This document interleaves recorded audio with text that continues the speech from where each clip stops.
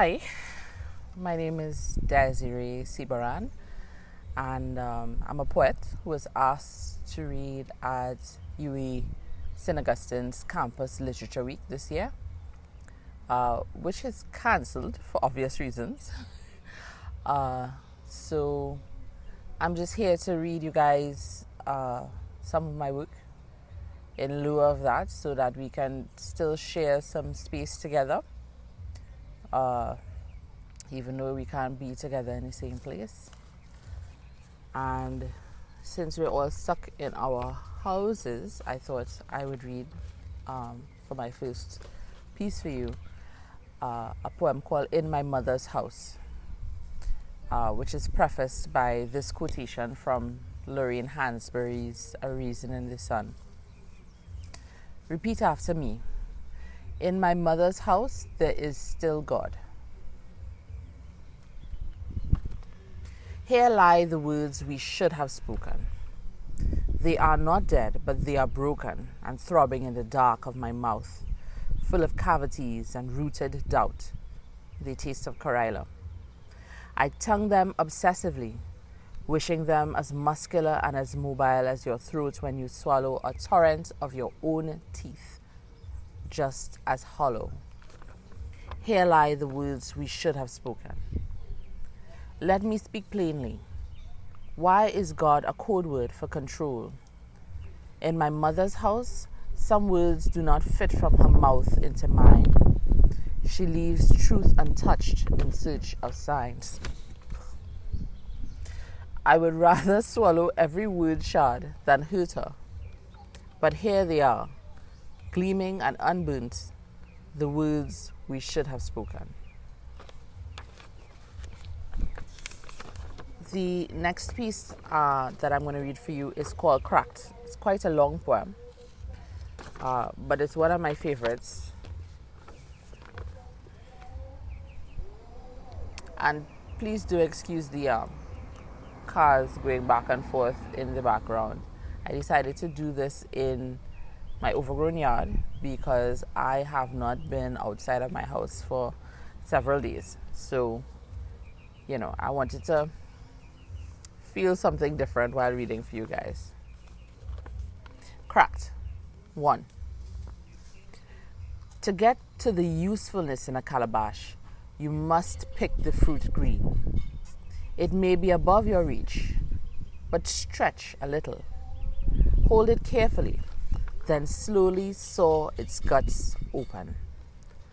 A brown calabash will shatter under the torture, but the green holds its shape, endures all violation. Hollow the halves of the gourd, scrape until it feels it has nothing left to give, then put it in the sun to dry. When the sun has baked the shell into a corpse, brown as Bagotville canals, it is ready. Dip it into water, drink, bathe. This is what a calabash is good for. Calabashes have been found offering their zombie services in kitchens, bedrooms and bathrooms, in holy rites, drafted in as wash basins, holders for herbs and fruit, gourds to wash fellow dead, vessels for sweat rice, typhoid and other obeahs. And even in abandoned houses, you may find a cracked calabash, face down, stone hardened, but still standing guard.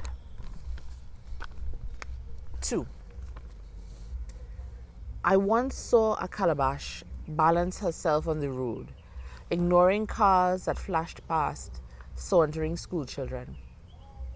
This calabash wasn't a young one. Her blunt edges splinter like her speech, like her brown, stiff curves. She wasn't young. She was tipping to one side, showing entirely too much leg and bumpsy.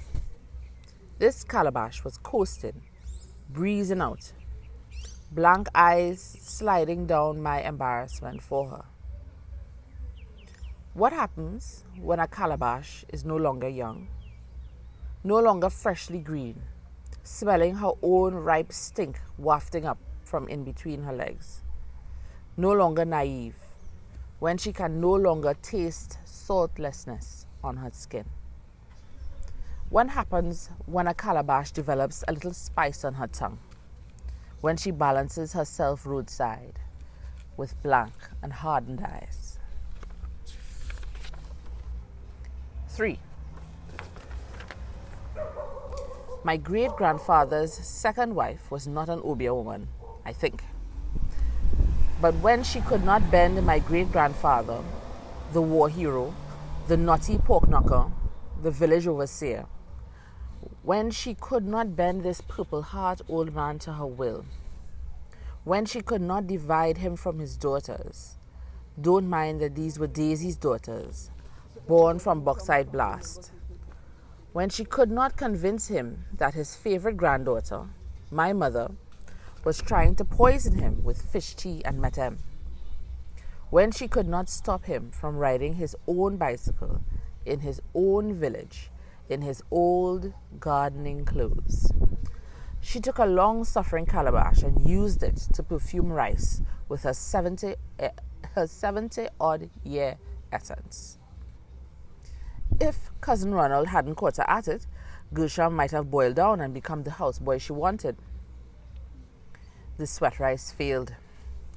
After a few tepid years, she packed up back to Barbados. He never said a word. And I think the last piece that I'm going to read for you guys is something that I don't think I've ever read to an audience before. It's called Infidelity.